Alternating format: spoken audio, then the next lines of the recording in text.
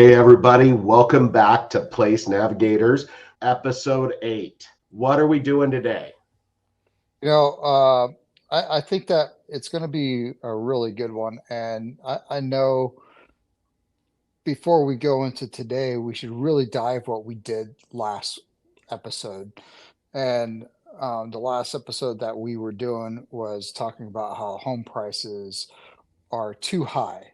So And freaking high. Yeah. yeah, we say this over and over again. Affordability is the number one enemy for people to buy homes. It Yeah. really is. And Yeah. starting out in this game, it's Yeah. really, if you don't have your ducks in a row and you don't have that income or savings, it could be really daunting, but it's not impossible. I'm here to tell you, it's not impossible. You can do it. So For we talked sure. about how inventory is going to be in demand for the foreseeable future.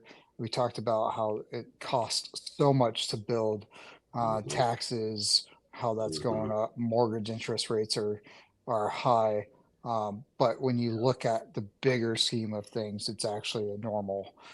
It's just really hard for us to hear that because we like those 2 and 3% interest rates, We right? did. Yeah. Past tense, bro. Past tense. Yeah, That's in the yeah, history books. yeah. So today, I think with that being said, with everything talking about prices being higher, what I think we should really dive into and what we plan on diving into is talking about the multiple offer strategy. Absolutely.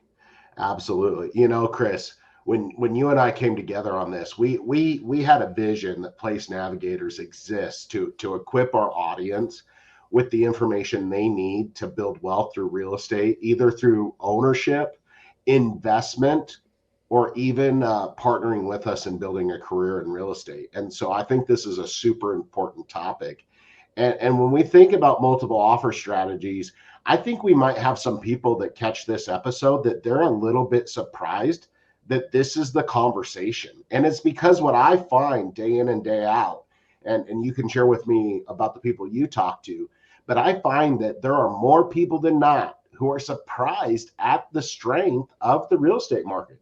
They've heard the doom and gloom on the news, and they think that because the rates shot up and in 22 that it really decreased demand, and you know, in a lot of ways they're right, demand did go down, but in a lot of ways what happened is that when the demand went down, the inventory came up a little bit. um, the the the inventory came up a little bit because that demand decreased, but when you look at it overall, the prices came up too. And it wasn't just the rates. Sure, there was some inflation.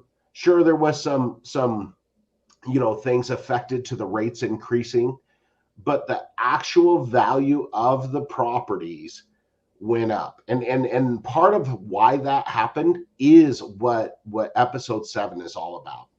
So Chris, we broke economics 101, supply and demand. Demand went down, supply was so low that even with a slight increase in inventory, prices did not go down. They might have for a month or two, but overall, year over year and month over month, prices have been increasing since at least 2011. So, with that said, if you're a buyer in today's market, Chris, you might encounter more competition than you're expecting. And what that means is that bidding wars are a real possibility for you.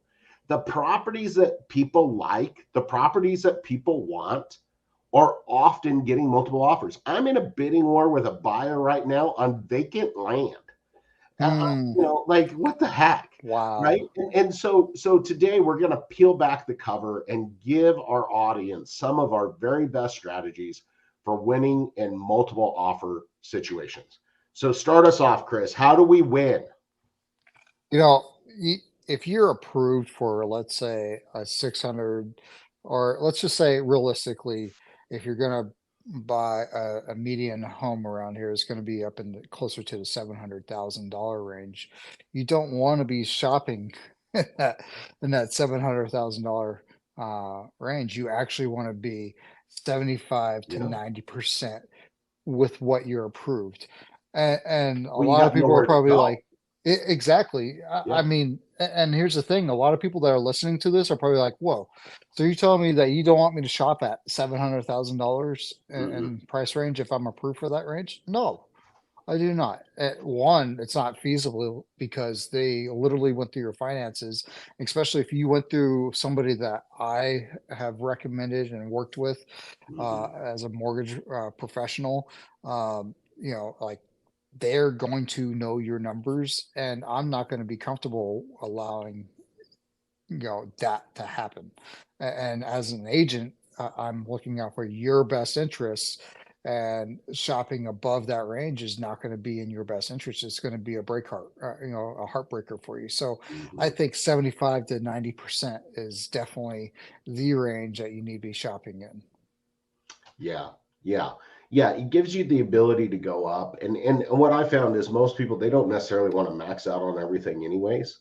And then the last thing that I found is that like if you are approved to like Chris's example of 700 and you only shop at 700 properties, and then one thing goes wrong, we need closing costs, there's another offer, something goes wrong, what happens is that because you have nowhere to go, all we're doing is breaking your heart over and over and over, like we don't even have a fight in it. So Chris, in addition to shopping below your preferred budget, what's another way to win? I think one thing that is a little underrated is that whole entire love letter. So, and Oh, he's getting and scandalous it's, now. I mean, hey, we're not getting too scandalous. You're not writing the seller a love letter to them. Yeah. You're going to talk about how you appreciate the property. What is it that you love about the Mhm. property? What is it that you see in the property? How do you feel about the property? Uh, you know, these things that you plan on doing in the future, kind of lay it out. Unless you plan on going in there and demolishing it, I'd probably be like, I wouldn't write that. But Yeah. appreciate the property and make it kind of subjective to the property, and not outline your dynamics, because there's going to be some things that you cannot. Me as a real estate professional, I'm going to say you can't say that you're um, a a white male with 5 children and you're divorced. Like you can't say that kind of stuff. Yeah. You gotta keep it kind of subjective to the property, Hmm. and don't violate any of those um, Absolutely. fair housing laws. And really, it's just focusing on what you see, what you feel in that property. Yeah, yeah, absolutely. And not to be the redundancy department of redundancy, but like Chris said, the letters make a lot of sense. A lot of people advise on them. We think they're a really great strategy, but you cannot violate fair housing. You're putting everybody in trouble and in risk. And so the focus is why you love the property, you love the location, what it's going to mean for your commute. Those kinds of things are really powerful things to help a seller feel really good about who they're selling their home to in a legal and ethical way. When sellers tell us that they have a certain preference or this thing or that thing, like we can't really help them with that. But we've had sellers that have come to us and they've said, hey, now that I've signed the offer, like, is there anything you can tell me about the buyer? Is there anything I can tell my neighbors that they can expect from the next owners? And those are things that we can handle very carefully.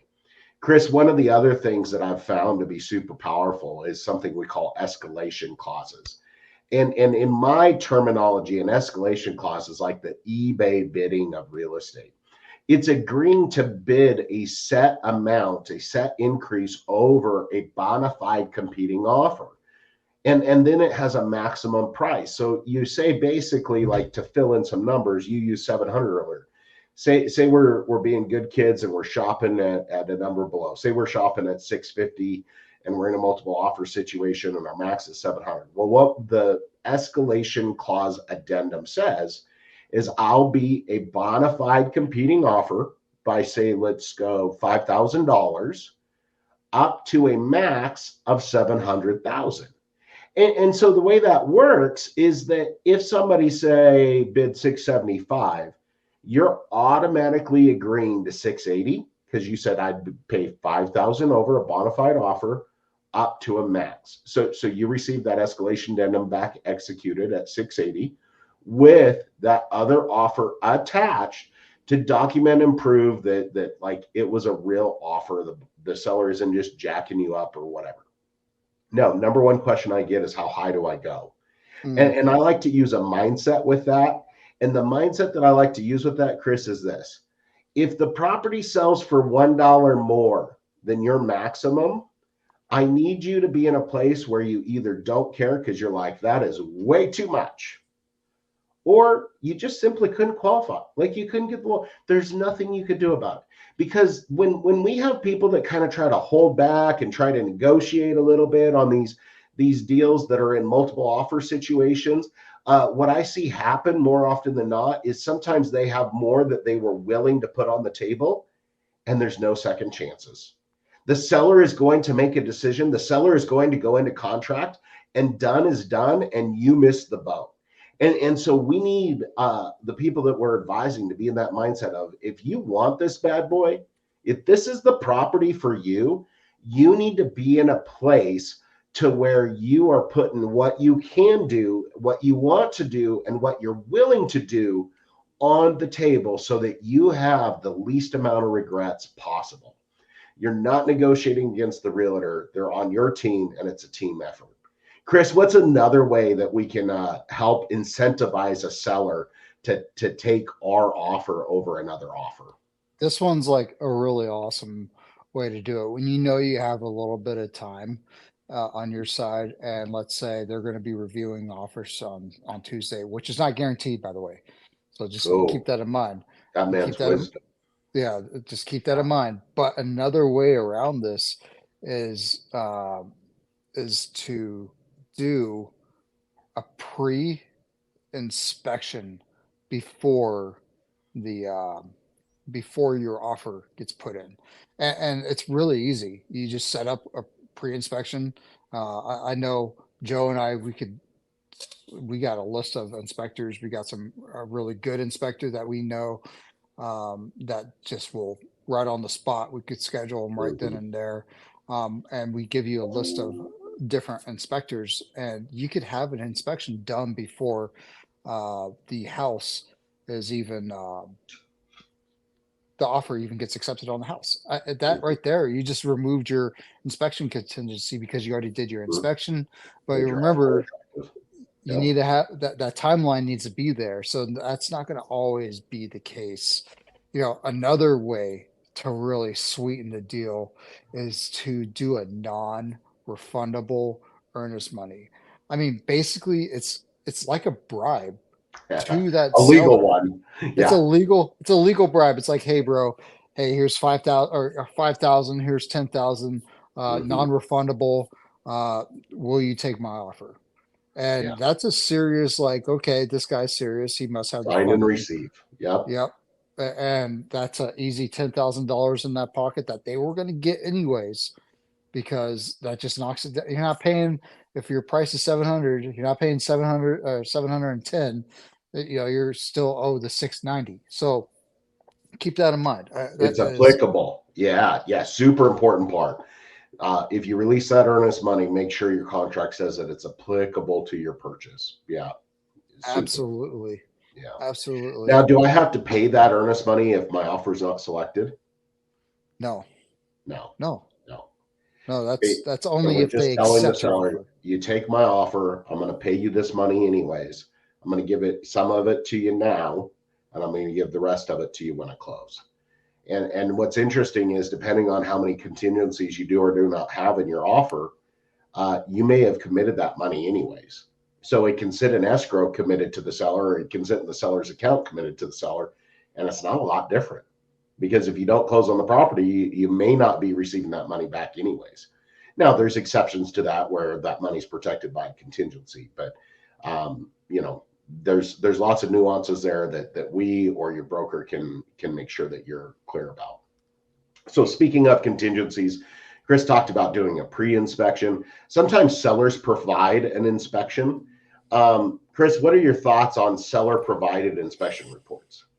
Look, you don't know if Joe Blow, his cousin, did Joe, the inspection. Yeah, those Joes, you gotta watch out for you gotta watch out. Yeah, them. Hey, and no joke. Like you don't know the level of inspection. So I always tell people, always, I recommend inspections regardless to be done by a professional that you, the buyer, hires, not us realtors. We don't hire your inspector. An yeah, inspector is a third party, yeah, not has no allegiance to Joe or myself. Yes, we have inspectors that we have worked with because we work with a lot of different inspectors. We just have one that is really Johnny on the spot, so our clients really like them. yeah, So that right there is the reason why I say, hey, if they have a pre-inspection, not 100%. Um, yeah. Trust but verify, as I yeah. think where wisdom would lie. We as real estate professionals cannot recommend that you waive your inspection. But I'll tell you a lot of buyers do. And I'll tell you that I'm a buyer that in certain circumstances, I've thrown the dice on that deal and I've waived inspection on, well, truthfully, the last two properties I bought, I did end up waiving inspection for. I was prepared, ready, and willing to deal with those homes. One of those homes was not a fixer, and I did an inspection post closing, and to my relief, it was in great condition. One of them was kind of a fixer upper, make it a rental thing, and we spent significant money remodeling that. And so, if you are going to waive inspection, my wish for you is that you don't have all your money tied up in such a way that if you had a problem, you wouldn't have a way to fix it. So Chris, we're kind of knocking on the door of these contingencies. What are other contingencies that a buyer may choose to include or not include in their offer?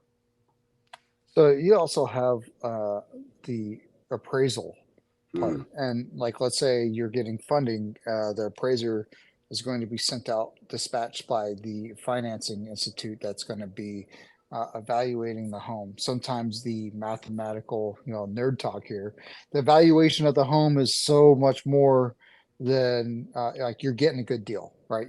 The valuation is way higher than the price that you're paying, and sometimes it won't trigger an appraisal. But I'm going to argue that most houses you should just go in with thinking that there's going to be an appraiser and they're going to Hmm. appraise it 10 grand under what you imagine, because that's just be prepared for that. As a Because you're buyer, you bidding, hope that, you're yeah, competing, you're fighting for that property. Yeah.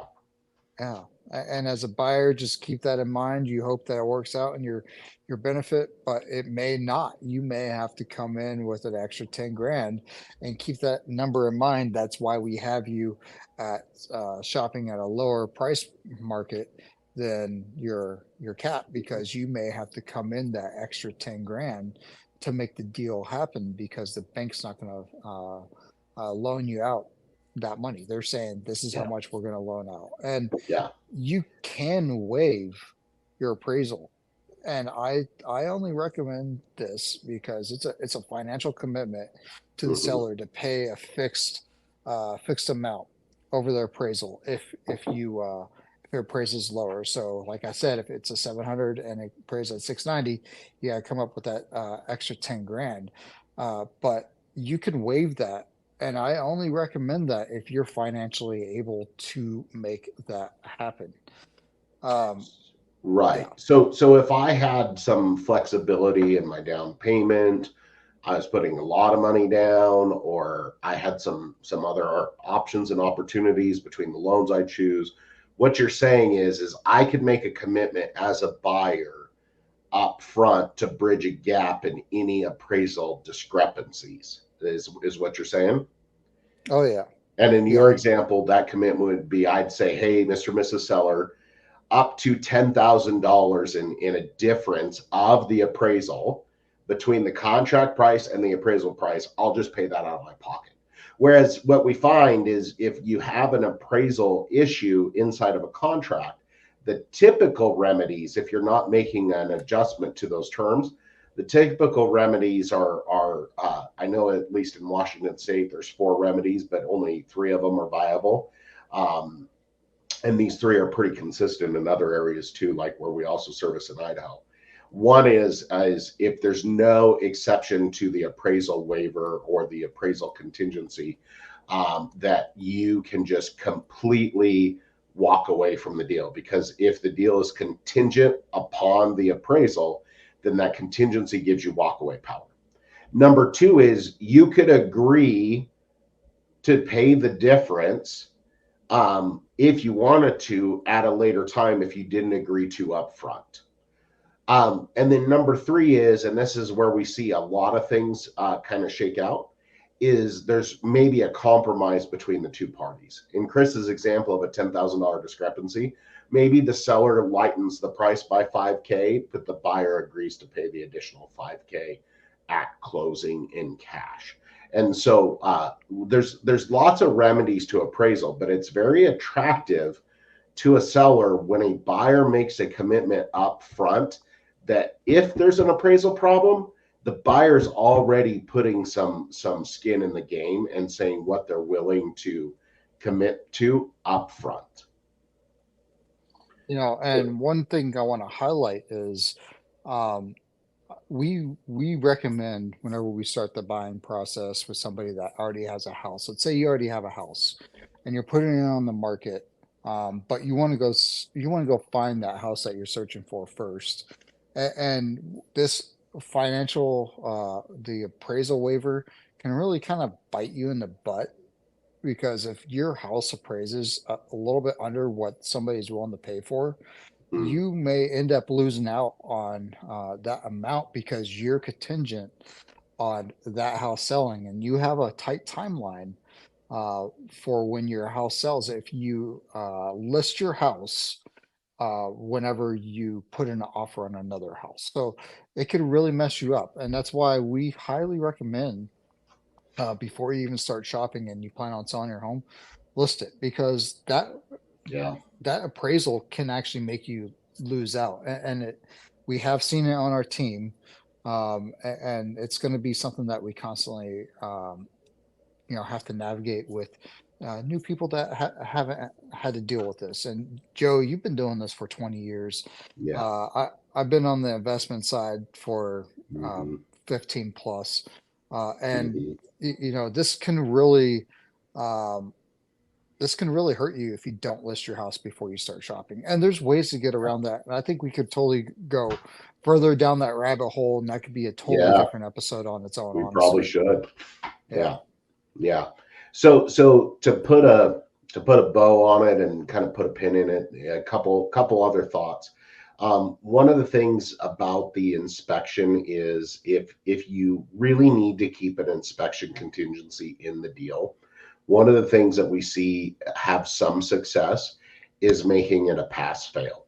When it comes to that appraisal, we that's really going to depend on the amount of money that you have in your hands that you can do stuff with. If you're a low down payment buyer, you're doing an FHA or a bond loan or maybe even a VA loan or something like that, that's not going to be really an option for you. And that's why we give you a long list of things. Now, depending on the cash that you have in hand, sellers they're paying tremendous closing costs. They're usually paying about 3 times more in closing costs than the buyer is paying. So you can offer to buy or offer to pay some of those closing costs. Other things are, when you're going through the lending process, you may encounter that you're going up against cash buyers. And so the seller knows that a cash buyer has less red tape to get through than a finance buyer. So Chris, if you thought it was even possible that you might have to compete against a cash buyer, what's something you could do to make sure that you still stand out in that crowd? I'm going to go with Envoy Mortgage, and I'm going to have them pre underwrite me. So that Yes. way, it's like having the money in the bank at that point in time. They know I'm pre-underwritten. I'm running around with the money essentially closer to my pocket, which is closer to their pocket, which is what they want. And Yeah. a lot of people are moving up and out into a different property. So think about that. People that are selling their houses, unless it's for the three Ds, Mm, dislocation, they're being moved somewhere, somebody died or divorced, um, hmm. and then a family dynamic change. So 4Ds, I guess. So if they're in that situation, they may not need the money like somebody that's going contingent on a property. They're going to want that cash in their pocket. So the closer that you can put that money to your pocket means the closer that you can put it to their pocket, and that's being pre underwritten by Envoy Mortgage, in my opinion. Yeah. So a perfect segue to that is, if that seller is also a buyer, they may have a tension of time between when they're closing on the home they're selling, having those funds to put down on the house they're buying. And so when you have a seller occupied property, a solid strategy is to discuss with your broker about renting back the property for a short amount of time to the seller so that they can have a little easier transition in their move. It turns out you got to have the money, right? And so if they got to be out by a certain date to sell you the house, and then they got to close and have the money and get the transfer before they can then put that money down on the home they're buying, there might be a time where they're kind of literally and metaphorically homeless. And so sometimes just easing the stress, making the transition for the seller easier with a 3 day, 5 day, 10 day post closing. One of the ones I bought, I wasn't moving into the property immediately. In fact, we didn't even move into the property for like 6 or 8 months. But we wanted to snag it because it came on the market. We knew what we wanted, and so they wanted it for 30 days. Well, shoot, I wanted the mortgage payment paid for 30 days. So it was a win-win where they could rent it back for those 30 days, and I got a mortgage payment out of the deal for a home that I wasn't ready to move into anyways. Um, Chris, what are some other ways that you could try to stand out against another bidder in this situation of a multiple offer thing to make the seller believe that you are the one they should choose over another? Like especially in those situations where all the offers are really close in dollars. We're just really tight, where everybody's kind of the same. And this is kind of a strong-handed move, in my opinion, is offering 5 to 10% down as their earnest money. That right there is going to show, okay, this guy's got some bank behind him, and Mhm. he's a serious mover. He's probably going to have a lot. He or she is going to have a lot less problems when it comes to buying a home.